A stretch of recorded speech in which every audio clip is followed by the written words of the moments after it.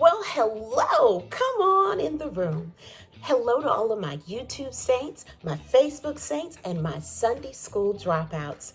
Thank you so much for joining me tonight for our very special family gathering, Christmas edition. If this is your first time joining us, welcome. We absolutely love having new people. And tonight is an extra special night. A lot of tonight is pre-recorded, but don't worry, I'm in the comments to talk to you and make sure that you're having a good time, okay? Tonight I've recruited a couple of my family members so that we can just have fun and share the true meaning of Christmas. But first, we have to set the ambiance, okay? So I want to show you a very special recipe that a dear friend of mine showed me that really makes your whole house smell just like Christmas. So the very first thing that you want to do to get your house smelling like Christmas all season long is add in cranberries. You want to do about a half a cup of fresh cranberries, okay? Then you want to take an orange, slice it up, and put it in there. Now, I squeeze my orange a little bit, and I just slice it right down the middle, but you can cut it up however you want. Then you want to add 4 sticks of cinnamon, okay? The last ingredients you want to add are a little bit of nutmeg, as well as cloves. Now that clove is what gives it its potency to smell up your whole house with that wonderful aroma. Then add 3 cups of water, put your stove on low, and I promise you, your house will smell like Opryland threw up in there. And it makes the perfect gift. It's like Christmas in a bag, okay? Now, you know there's absolutely no way I could do Christmas without my daughter. And we are all about traditions. So join us for a little Christmas cookie shenanigans. One thing that my daughter and I do every year is a gingerbread house. But this year, I know, this Probably year. because of last year. Because of last year. Last year we had a major disaster. Our gingerbread house was condemned. Okay. I ate all the frosting. She ate up all the frosting, and then when you looked at the house, it was leaning. Gave a whole new meaning to leaning on the everlasting arm.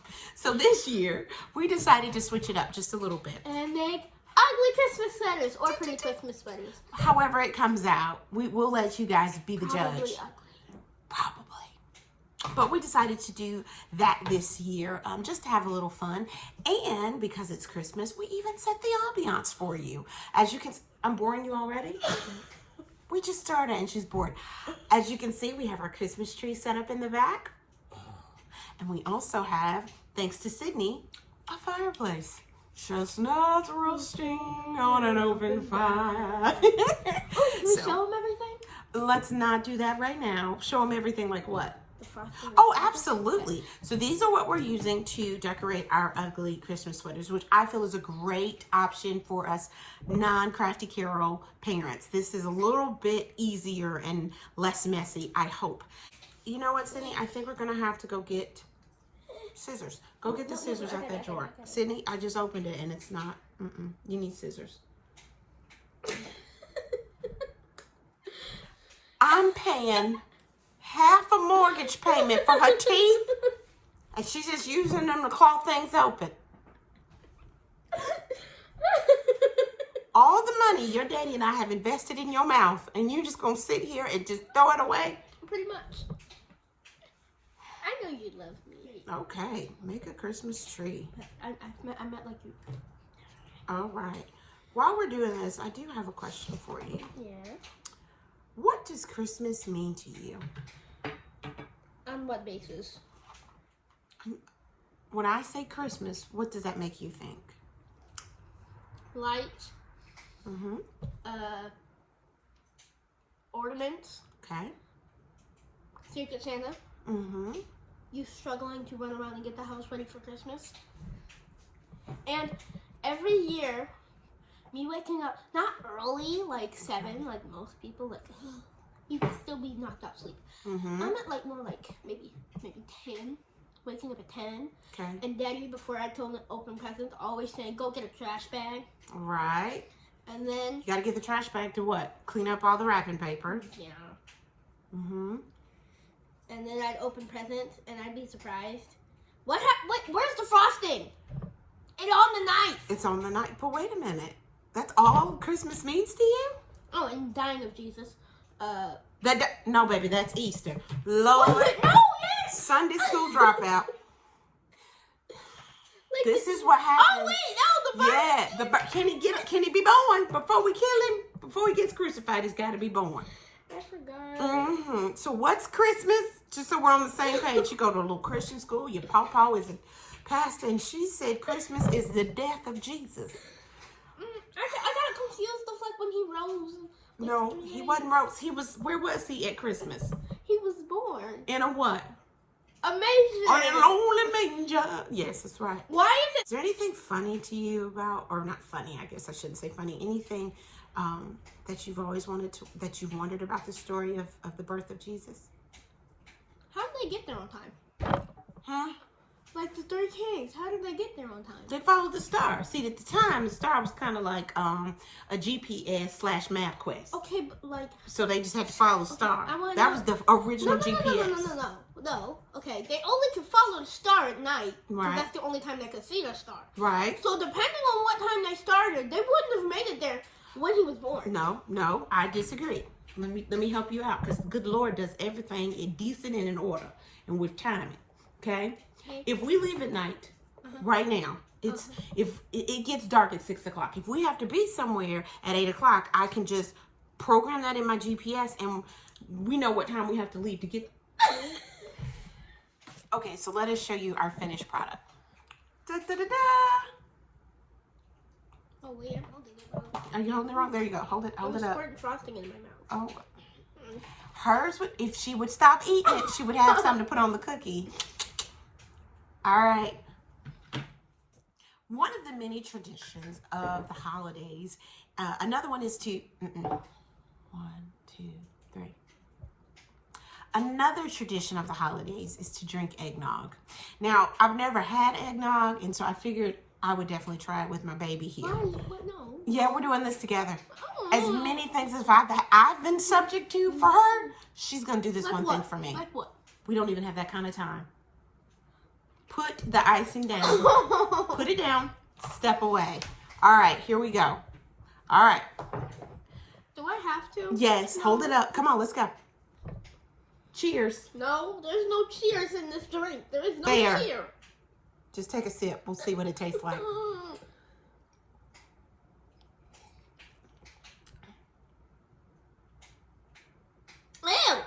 It hadn't touched my lip.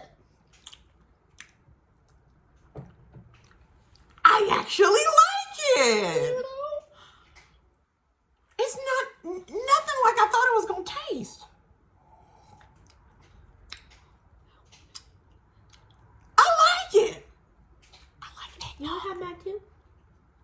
Now, I see why people spike it. Don't say nothing. But it ain't bad. It is. I was fully prepared because it's kind of thick. So I was fully prepared for this to taste like Satan's snot. It But does. it doesn't. It does. It does not. It's sweet. I believe it. Merry Christmas. And a Happy New Year. That child of mine is an absolute mess. I tell you, her name's Sydney Danielle, but I always say she should have been named Alpha Omega. Whew, beginning and the end. Well, listen, speaking of children, I want to share with you now another piece of my heart. My sweet, sweet niece, Olivia. She has an angelic voice, and I cannot wait for you to hear it. So join me now as we enjoy Simply Olivia. Oh, holy night, the stars are brightly shining. It is the night of our dear Savior's birth. Long lay the world with sin and error pinning till he appeared and the soul felt his worth. A thrill of hope, a weary world rejoices For yonder praise a new and glorious morn. Fall on your knees and hear the angel voices. Oh, night divine, oh, night when Christ was born. Oh, night divine, oh, night divine. Can I get an usher, please? That child's voice, every time she sings, it just makes me tear up. I should have known better. I needed some tissue before I sat and listened to that. Oh, I just love my niece. I love to hear her sing, and I'm glad she enjoys singing, because when I was her age, the last thing I wanted to do was be in the choir. But of course, when you are the preacher's child, it is almost expected for you to be able to sing. And so they stuck me up there, and I was truly that angel in the back. Every noise isn't joyful. I've told you all that. But I do love Christmas. And I loved Christmas at our church. There were so many things that were, just memories that I have about being in church and enjoying the things that happen. And for most people, those are just fond memories. But for me, it was pure comedy. I enjoyed every piece of it. From the woman who got up trying to sing and cut an album, and the only noise that came out of her mouth, whoo, made you question your salvation. All the way down to the holiday cocktail pudding pies that people gave my daddy. Lord have mercy. Listen, I've told you this 1,000 times. I can't say it enough.